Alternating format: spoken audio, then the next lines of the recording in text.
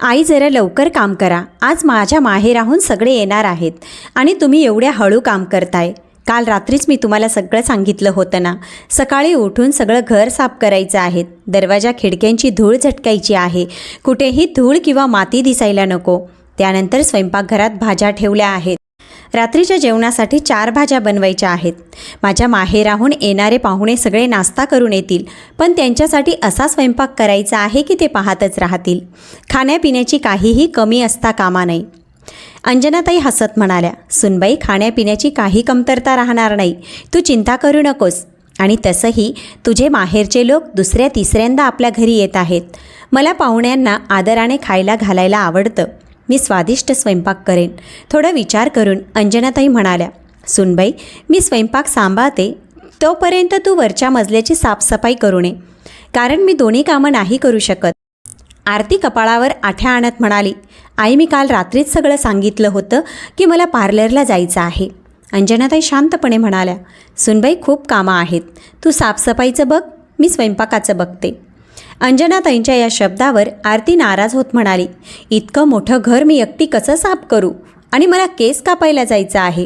जर मी साफसफाई करत राहिले तर केस कापायची वेळ निघून जाईल आणि दुपारी सगळे आले की मग काय मी फक्त घरकामच करत राहायचं का? रोजचा स्वयंपाक तर मीच करते. कधी जर तुम्हाला थोडं काम करावं लागलं तर लगेच उपकार केल्यासारखं वाटतं. हे ऐकून बाजेला बसलेला संकेत म्हणाला, आरती, हे काय बोलतीयेस? आई नेहमीच स्वयंपाकघरात तुला मदत करत आली आहे आणि आईचं वय पहा, ती आता एवढं मोठं घर साफ कसं करणार? एवढा स्वयंपाक करून नंतर साफसफाई करणं कठीण आहे. निदान एक तरी काम तू कर. संकेतच्या या शब्दांवर आरतीचा पारा चढला. ती तनतन करत म्हणाली, हो हो, तुझी आई कमी होती का की आता तूही माझ्या दुसऱ्या सासू बनायला निघाला आहेस? 4 महिन्यांच्या संसारात मी हे तर समजून चुकले आहे की तुला फक्त तुझ्या आईचं ऐकायचं असतं, तिचीच बाजू घ्यायची असते. तुला माझं सुख काही दिसतच नाही. संकेत म्हणाला, काय? मोठ्यानं बोल, ऐकू येत नाही आहे. आरती डोळे वटारत म्हणाली, काही नाही, मी फक्त माझी खोली साफ करेन. तुझ्या आईला सांग की तीच स्वयंपाकानंतर घर साफ करेल. आरती संतापाने पाय आपटत झाडू उचलून खोली साफ करायला गेली. साफसफाई झाल्यानंतर ती पटकन तयार होऊन पार्लरला निघून गेली. संकेत स्वयंपाकघरात जाऊन आईला मदत करू लागला. खरं तर संकेत हा अंजनाताईंचा एकुलता एक मुलगा. अंजनाताईंचे पती 20 वर्षापूर्वी हे जग सोडून गेले होते. त्यावेळी संकेत फक्त 10 वर्षाचा होता. त्याच्या वडिलांना सरकारी नोकरी होती, त्यामुळे पेन्शनच्या पैशातून अंजनाताईंनी मुलाला शिकवलं आणि उत्तम संस्कार दिले. आई आणि मुलगा नेहमीच एकत्र राहिले, त्यामुळे नात्यात प्रेमासोबत मैत्रीही होती. अंजनाताई स्वयंपाकघरात काम करत असताना लहानपणापासूनच संकेतसुद्धा तिला कुठल्या ना कुठल्या गोष्टीत मदत करत असायचा. संकेत कधीकधी हट्टाने पोळ्या लाटायचा, तर कधी स्वयंपाकघरातील दुसऱ्या कुठल्या तरी कामाचा आग्रह करायचा.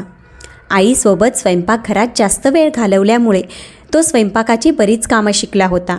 संधी मिळेल तेव्हा तो आईला मदत करायचा आणि जेव्हा आई आजारी पडायची तेव्हा तिची संपूर्ण काळजी घ्यायचा. तिला स्वयंपाक करून खाऊ घालायचा आणि स्वतःचं जेवणही तयार करायचा. संकेतला त्याच्या आईवर खूप प्रेम होतं.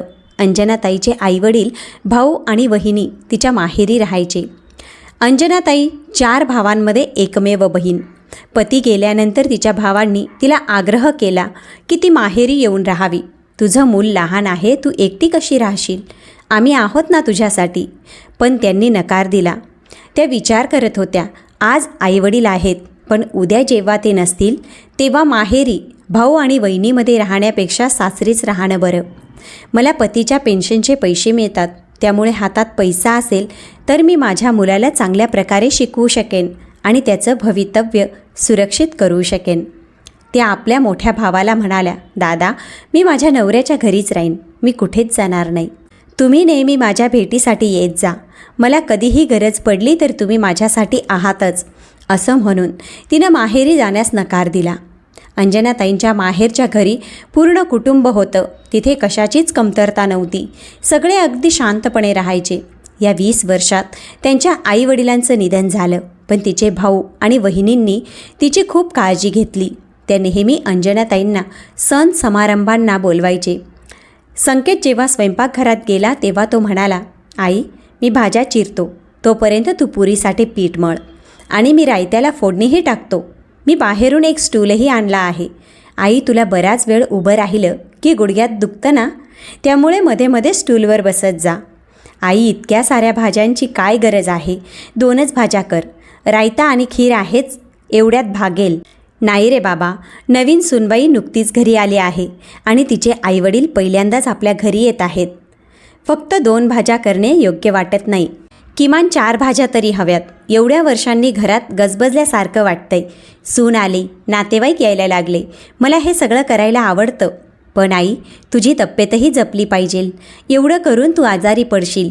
आरतीने तुझ्यावर सगळं काम सोपून स्वतः पार्लरला निघून गेली तेव्हा तू नकारही दिला नाहीस. 2 दिवस आधीही पार्लरला जाता आलं असतं ना. मग आजच काय एवढं महत्त्वाचं? अरे बाळा, सूनबाई नुकतीच घरी आली आहे. तिला सगळं समजायला थोडा वेळ लागेल.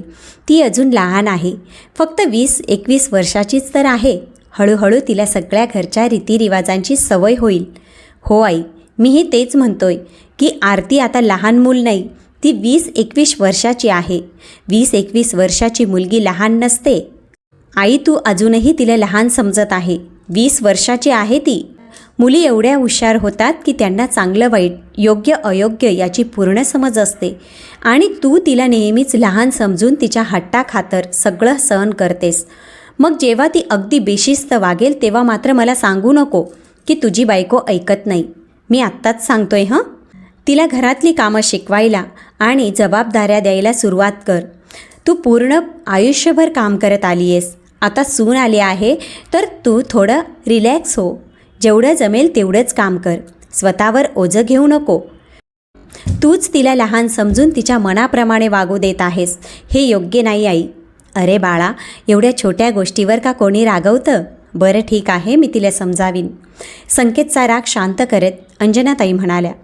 गप्पा मारता मारता आपलं सगळं जेवण तयार झालंय हे लक्षातच आलं नाही. सगळं अन्न उचलून झाकून डायनिंग टेबलवर ठेव. तोपर्यंत मी माझी खोली आणि बाहेरचा हॉल साफ करते. आता पाहुणे येण्याची वेळ झाली आहे आणि त्यांच्यासमोर साफसफाई करायला लागलं तर बरं दिसणार नाही. तेवढ्यात आरतीचा फोन आला. हॅलो संकेत, आई बाबा शहरात पोचलेत.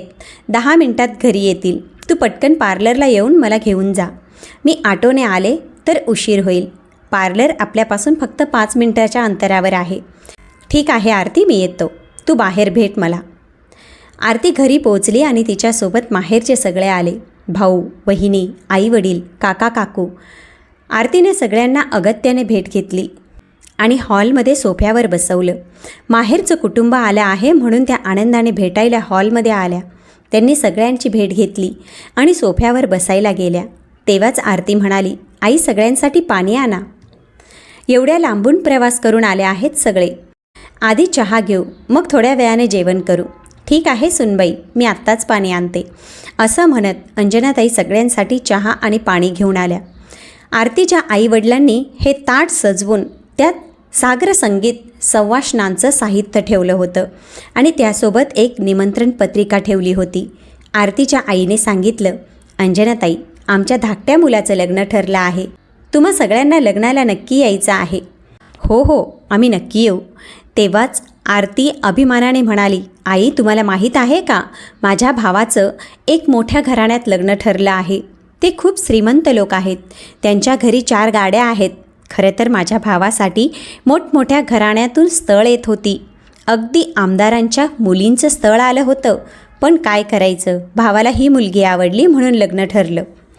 नाहीतर आमदार आपल्या घरी लग्नासाठी तब्बल 50 लाख रुपये देण्यास तयार होते.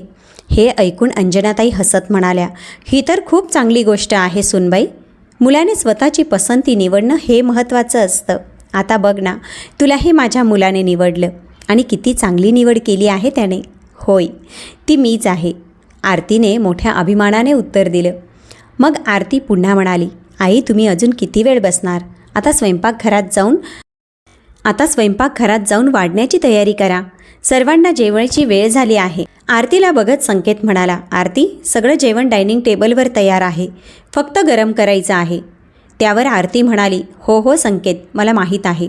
सगळी तयारी झाली आहे. मीच आजचं सगळं जेवण बनवलं आहे. मी तर फक्त आईंना गरम करायला सांगत होते, एवढंही त्या करू शकत नाही का? आरतीच्या या शब्दांनी अंजनाताई, संकेत तसेच तिचा भाऊ आणि वहिनीसुद्धा आश्चर्यचकित झाले. आरतीने इतका सगळा स्वयंपाक केला? कारण फक्त 4 महिन्यांपूर्वीपर्यंत आपल्या माहेरी असताना तिला स्वयंपाकघरात पाय टाकला नव्हता. ती नेहमी खोलीत बसून आदेश देत असायची. जर घरात 4 पाहुणे आले तरी ती मदतीला बाहेर येत नव्हती. मग सासरी आल्यावर एवढं काम कसं काय शिकली? आरतीची वहिनी उठून स्वयंपाकघरात गेली आणि अंजनाताईंना मदत करू लागली. जेवणाच्या वेळी आरती खोटं खोटं दाखवत होती की तिनेच सगळं काम केलं आहे आणि ती सासरी खूप मेहनत घेते. तेव्हा आरतीचा भाऊ तिला चिडवत म्हणाला, आरती, मला खरं वाटत नाही की हे सगळं चविष्ट जेवण तुझ्या हातचं आहे. 1 कप चहा करायला सांगितलं तरी अर्धा तास लावायचीस तू, आणि आता एवढा स्वयंपाक? हे ऐकून तो हसू लागला. एवढा चविष्ट स्वयंपाक फक्त माझी आईच करू शकते. आरतीने फक्त हात लावला असेल. आरतीने कधीही माहेरी स्वयंपाक केला नसेल, घरकाम केलं नसेल, तरी काय झालं, हळूहळू शिकेलच. माझी आई तिला सगळं शिकवेल. माहेरी काही केलं नसेल पण सासरी आल्यावर शिकणं काही मोठी गोष्ट नाही. बरोबर ना आरती? मी बरोबर बोलतोय ना? हे ऐकून आरतीच्या आईवडिलांना आनंद झाला की जावई किती समजूतदार आहेत. त्यांची मुलगी घरकाम येत नसलं तरी तो तिला शिकवण्याची संधी देतोय, तिला टोमणे मारत नाही.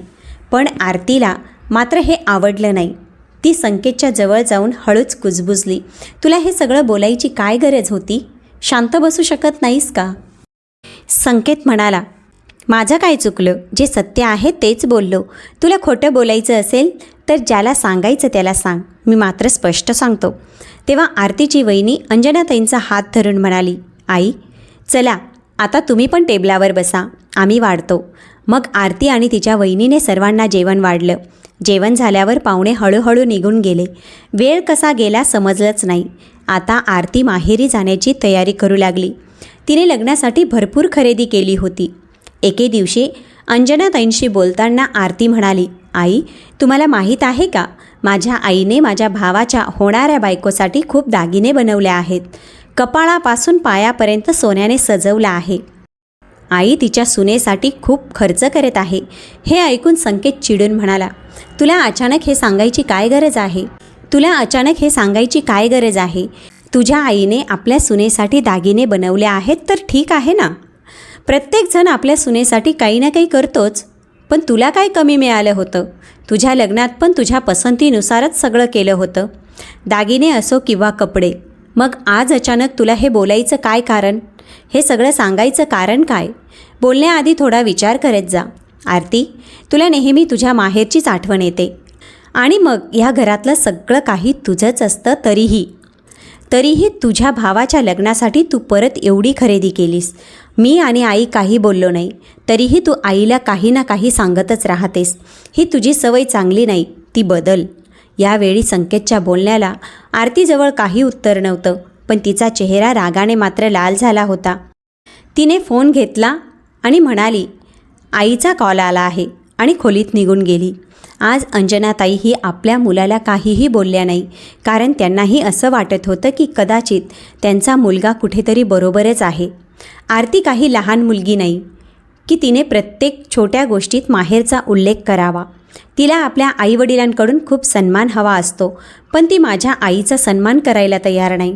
सन्मान देणं दूरच राहिलं, पण मिळेल त्या संधीला ती आईचा अपमान करत असते, आणि तरीही आई तिच्यासाठी काही कमी करत नाही. किती वेळा मुलाने तिला हळूच समजवण्याचा प्रयत्न केला, पण तिला काही कळत नाही.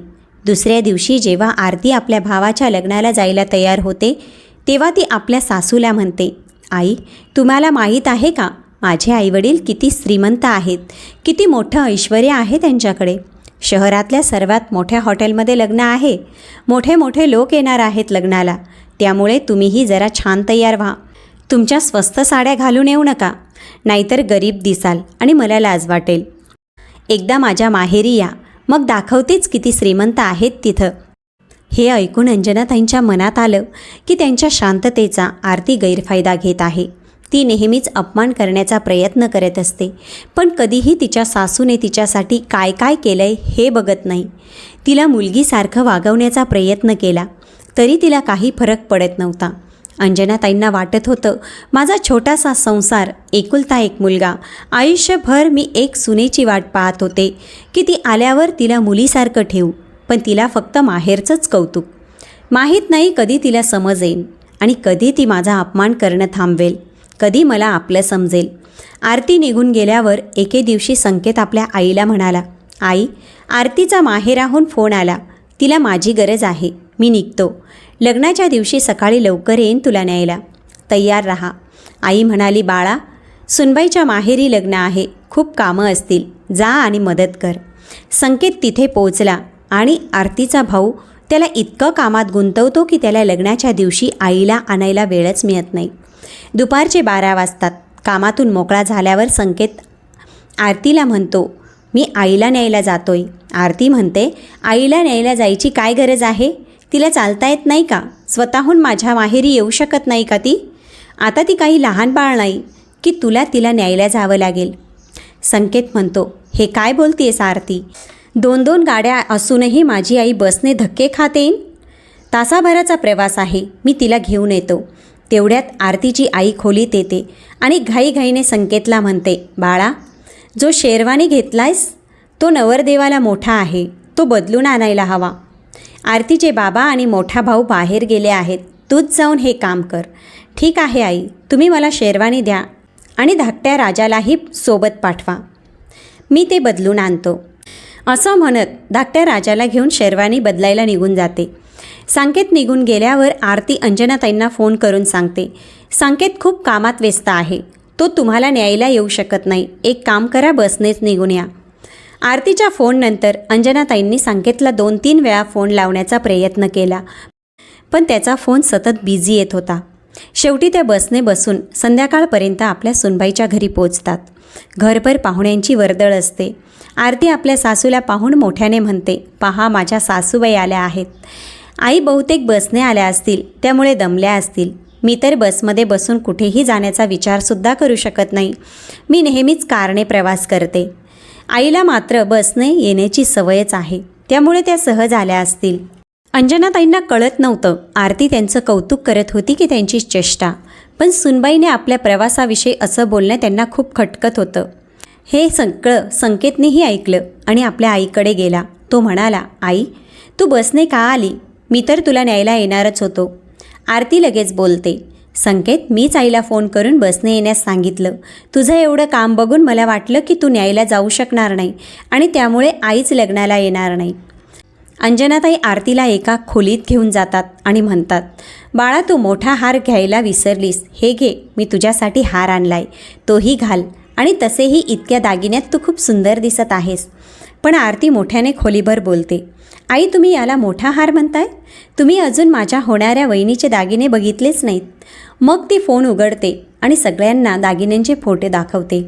हे बघा, हा मोठ्या हाराचा फोटो, हा राणी हाराचा फोटो, आणि हे पहा, किती सुंदर कंगण आहेत ना. आईने तयार करून घेतलेत आणि माझ्या आईने 4 तोळ्याच्या बांगड्या बनवल्या आहेत.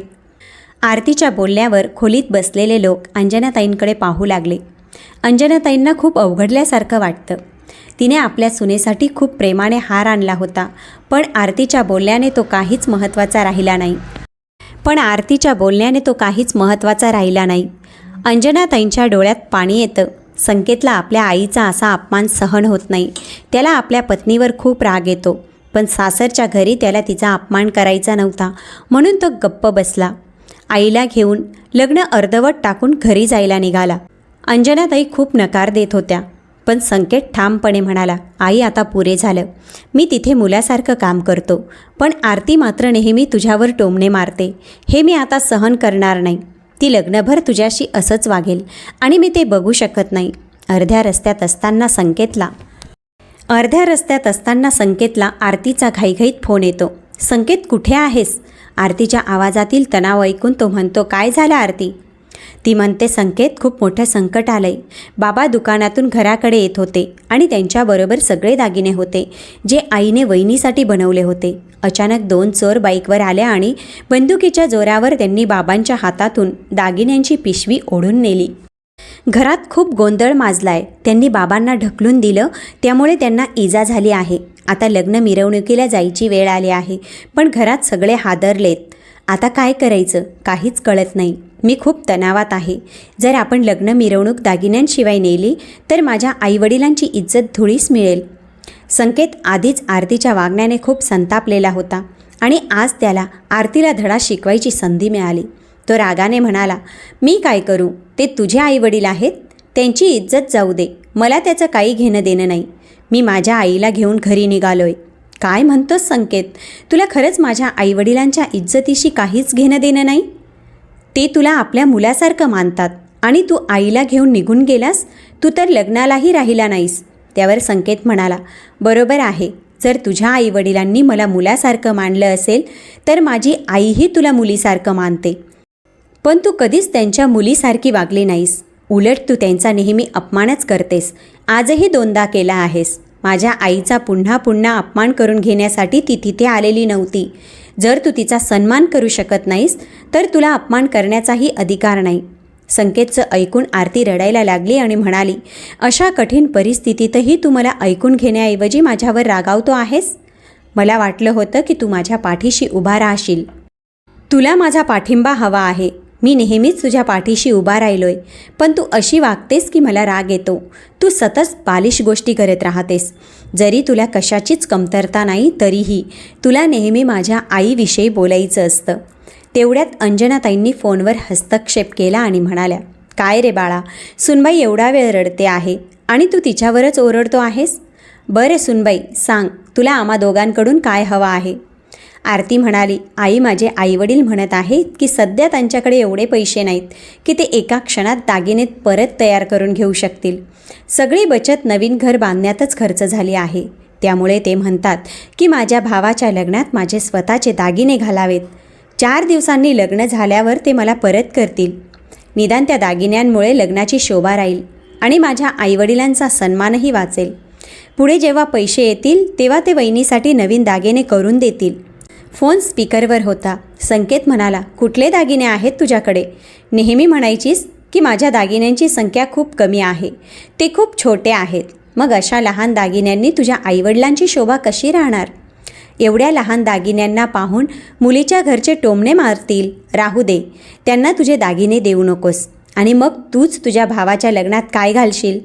आरती म्हणाली, अरे त्याची काळजी करू नकोस. मी नकली दागिने घालेन, पण निदान माझ्या आईवडिलांची इज्जत तर राहील. वाह, तुझ्या आईवडिलांची इज्जत म्हणजे इज्जत आणि माझ्या आईची इज्जत मात्र तुला काहीच वाटत नाही.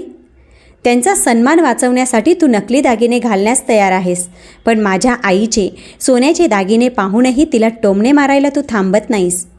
असं म्हणत संकेतने फोन कट केला. आज आरतीला जाणवत होतं की ती आपल्या सासूवर जे काही करत होती ते चुकीचं होतं. तिचा नवरा मात्र नेहमी तिच्या आईवडिलांचा सन्मान करत आला होता. तिला स्वतःच्या वागण्याचा पश्चाताप होऊ लागला. तिने जर आपल्या सासूचा सन्मान केला असता तर आज हा दिवस पाहावा लागला नसता. थोड्या वेळाने बाहेर गोंधळ ऐकू येतो. संकेत आणि अंजनाताई आले होते. संकेत आपल्या सासऱ्यांशी बोलत होता.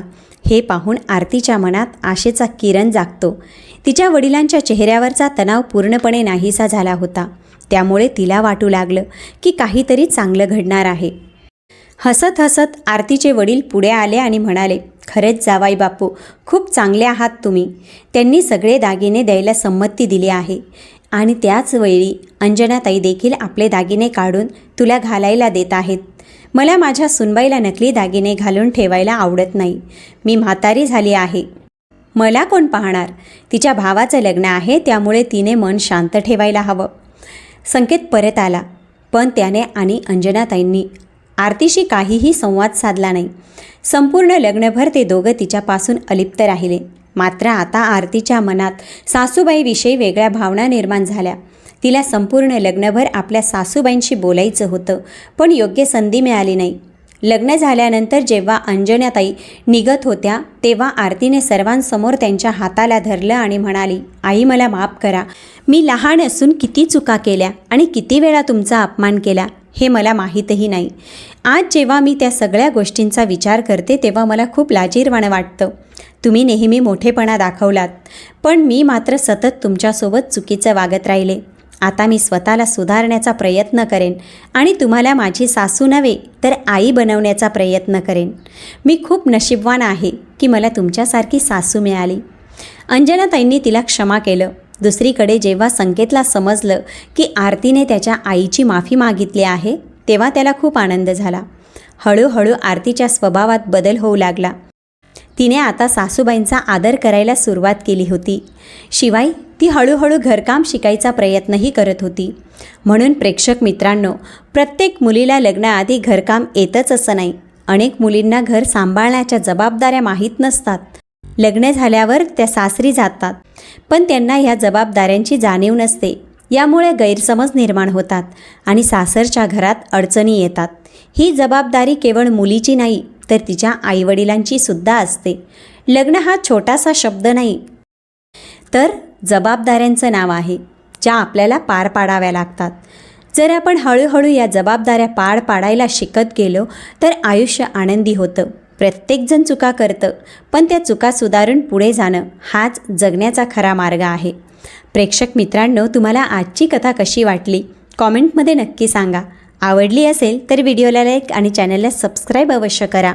चला तर भेटूया पुढच्या कथेसोबत.